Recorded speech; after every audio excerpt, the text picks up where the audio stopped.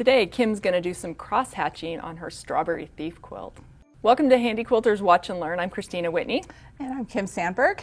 And we've got a fun episode today. Yeah, we do. Kim's going to be putting some cross-hatching in the center of her quilt.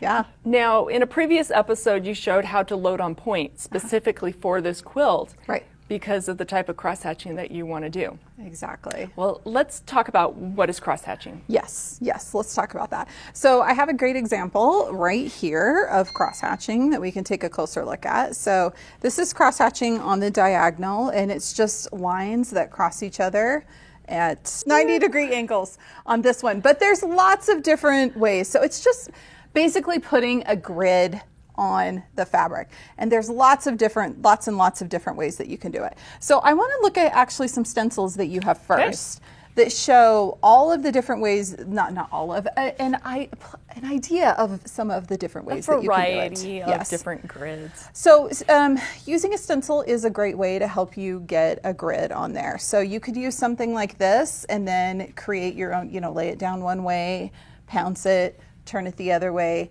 use the pounce, and then create your own grid. There's also really great stencils like this that create one, and this one's a 60-degree one, so it's a diamond, which is really fun. It's a fun one to use. It's a fun one to use. Variety. Yeah. Here's one that's really cool. It's actually kind of wiggly, so you don't necessarily have to do perfectly straight lines, which I kind of like the idea of. I'm questioning myself now, going, oh, I'm going to do straight lines. Well, yeah. Here is just straight on the 90-degree again. So a lot of times that's called on point. Yep. And depending on where you lay it and the direction you lay it on your fabric can depend on the way that you do it. This one's pretty cool. This is actually like clamshells. Yeah, it's just another wavy line, just back and forth. Exactly. And then we've got a really small grid here. So really, whatever you can come up with, you can do. It's cross-hatching. Yep. You can do all different kinds of things. I really love to do cross-hatching behind applique. So there's two different kind of schools of thought for this. You can do it like we did in this little sample that I have here, where the cross-hatching comes to the edge of the applique. It stops, and then it picks up again on the other side of it down here and continues across. So it is not across the top of the applique. You can also do, like in this fun quilt here, where it's just cross-hatched all the way across the whole thing. And it's not right or wrong. It's just... Yeah, so if you look at the back of that one, the entire middle section is completely cross-hatched. Yep. And that's, it's cute. This is printed on here and then hand embroidered, and it's perfectly fine to stitch over the top of that. That's just fine. Yep. So the thing is, you just pick one way and you stay consistent throughout the quilt. That's what you need to do. So on my quilt, I have this big piece of applique in this big square in the center. And just a note here, if any of you have looked up this pattern and you're like, wait, that's a little bit different. In the original pattern, there's a big circle in the center. I didn't want to deal with the circle, so I just left mine as a big square here in the center. And I want to do cross-hatching on the diagonal, which is why I took the time to load the quilts this way, as Kristina mentioned. And I want to have it come up so it comes to the edge of my applique, and then we're going to jump over it and continue my way across. The easiest way to keep things really straight and square when you're doing something like this, for me, is to have the quilt loaded so that you can do an entire line all the way across into throat space. So even though you're going to be stitching lines horizontally, when you take the quilt off and it's no longer loaded on point, it will be on a diagonal. Exactly. It'll be on that 45-degree angle, right? Yes. So I'm excited to see what tools you're going to use. Are you going to use stencils? No, I'm not going to use a stencil, but that is one way you can do this. So there's a lot of different ways that you can do this, because I want to really stress, I am going to be doing this with a Pro Stitcher, but I want to absolutely stress there's lots of different ways you can do this. You can just use a good old basic channel lock. Absolutely, you can do that. If you're going to use the channel lock, I would recommend taking the time to mark everything beforehand. So Kristina's got a water-soluble marker here. This is a great way to do it. If I was marking everything out beforehand, I would have taken the time to lay this out on a big table, and I would have marked everything completely before I loaded it. So I made sure everything was straight. So that's one option. Okay. You could also use electromagnetic channel locks if you happen to be one of the lucky people who has those on their machine. You can also use any straight edge ruler. So using a ruler is great too. And once again, if you're doing with the electromagnetic or any of these other ones, I would recommend doing some marking, unless you happen to be lucky enough to have a quilt that the piecing is spaced so that you have points within the quilting, like marking points to let you know. And it doesn't mean that you have to completely draw out the lines. You just need to draw where each line starts so that you can stay straight all the way across. I like to do dot to dot. Yes, that's a great way of doing it. So like, for instance, if I were here, I'd say, okay, I've got this mark here, and I need to go to this mark here. So use that to line the ruler up. And that's perfect. And if I was gonna do that, I would have chosen a larger ruler, but that would work for, say, like right there. Yeah. Exactly. Yep. You can do from point to point. Yeah, my favorite straight edge ruler for this is the straight edge ruler. Imagine that, because it is longer. Isn't It is the longer length. Yep. So even if I'm not stitching that full length, it helps me to be able to line up to a bigger space. to keep things straight all the way across. You don't have to mark as frequently. Yes, exactly. That's one of the tricks. So, look at your quilt top for cues, and you'll be able to figure out ways to help you do it. Well, I'm going to use the Pro Stitcher, and the Pro Stitcher has a function in it called measure. And so I'm going to use measure to make sure, sorry, as I move the machine in front of Kristina. I'm going to be using measure to keep my lines an inch apart. I want to do a 1 inch grid all the way across this. Okay. So we're going to come up here to the top, and I'm going to turn off my base stitch first. That's always a good thing to do. It's very, very important. And I have the option here. I absolutely could have done the stitch in the ditch first. I chose not to, which is fine. But I'm just going to go ahead and do this. And let me, I also want to say that I could use mark to do this with Pro Stitcher also. There's lots of different ways to do this in Pro Stitcher. I'm going to just do this with my channel locks and using measure, because I've got a lot of jumping to do, at least for the initial, the initial part, to show everybody how to do this here. So I'm going to bring this over, and I'm going to start up here at my very top point. So I am lining up, and you know what? I know that the laser does a little bit of a weird thing, but I just want to show everybody. So I am lining up that laser point directly with that very top point there. And then I am going to turn on measure, and on the screen, I'm just going to follow it down so that I am going to 1 inch. And that's on your Pro Stitcher. And it's on my Pro Stitcher. So you can see I've got that little 1 inch right there. We can see that it says exactly 1 inch. Yes, very nice. And close. And then I'm going to turn on my horizontal channel lock. Once I've done that, my machine can only move from side to side. And then I will come over here and bring my thread up, do a little, and just stitch across, come to the edge there. And I can do a tie off if I want to. I actually have a high cruise on, and so it's basically doing a tie off for me.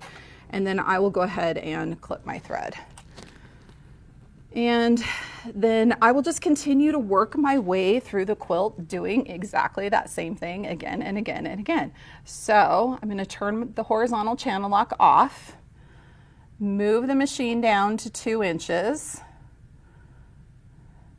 And the more you do this as you work your way through the quilt, it's amazing how you get to a point where you can pretty much just almost eyeball it and you'll be right on. Okay, there's 2 inches.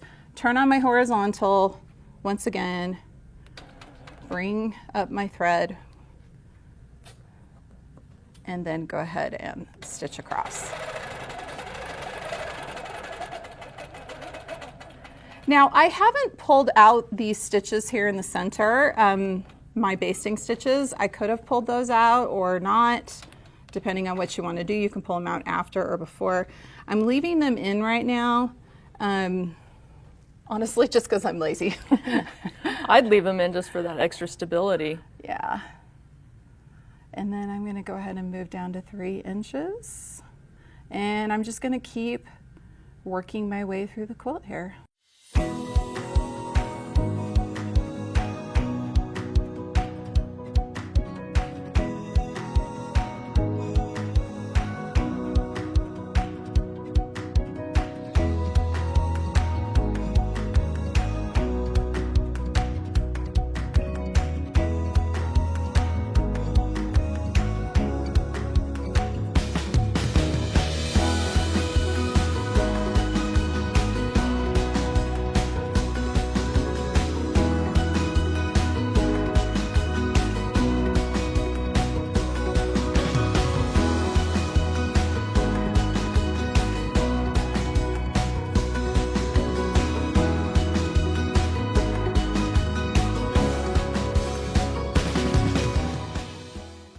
So I've reached a point now where the next set of lines that I'm going to do is I move down to my next inch mark. Go ahead and move down and I'll set my horizontal channel leg. You can see that I am butting up against my applique here. So let me just show you what I'm going to do. It's pretty simple, pretty self-explanatory, but it's always good to see it, right? Yep. So you opted not to stitch over top of your applique. I am not going to stitch over the top of the applique. So I'm going to come to the edge of the applique. I'm going to stop. And then because this is a short jump, I'm not going to clip my threads. I'm just going to loosen it up a little bit and then go ahead and start and stitch across.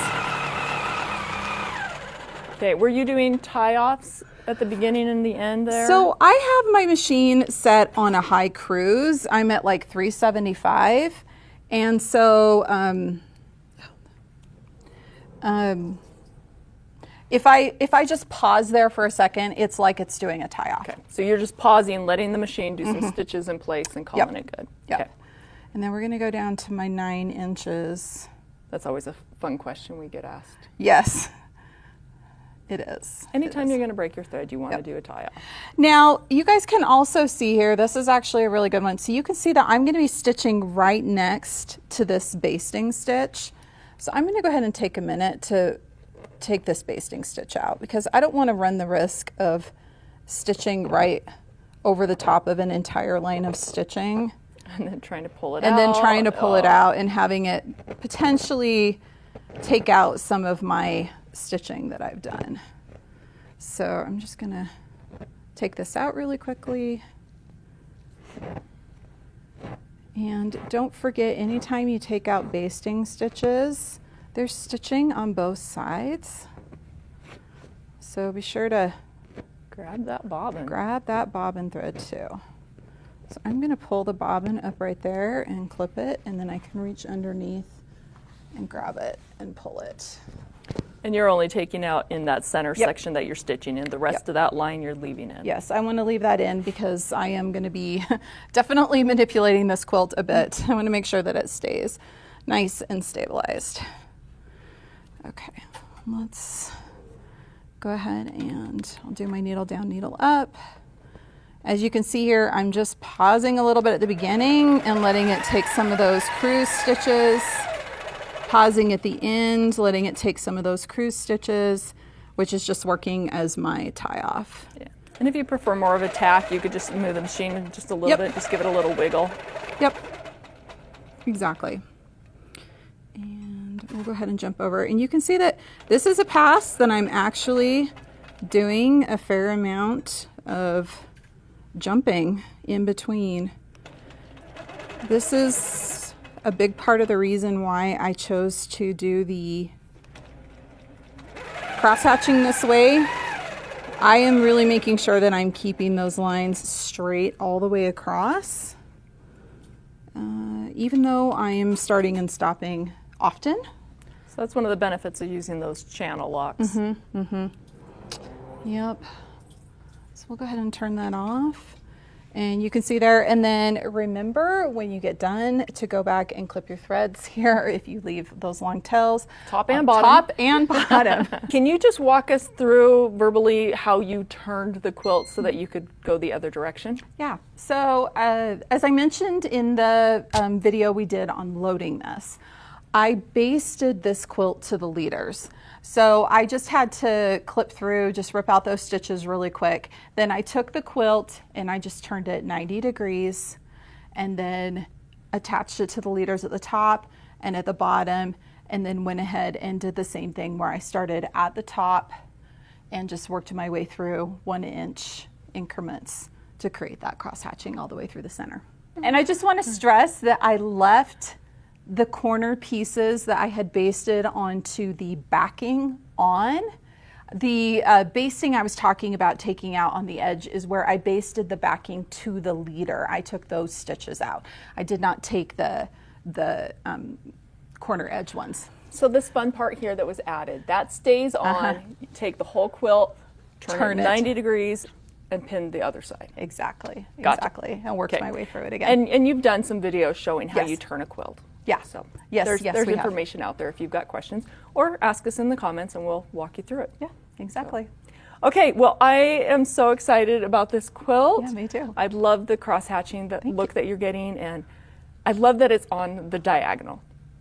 Me too. So a lot of extra work loading it on point, but definitely worth it. Definitely, definitely. I figure I spend enough time doing all the hand applique on this. It's worth it to spend a little bit of extra time on quilting to get the look I really want. Yes. Yeah. Okay, well, we're going to challenge you guys to do some cross hatching. Use all of those different tools that we shared with you earlier. Try different designs, do a double cross hatch, triple, add some fills. Be wild and crazy.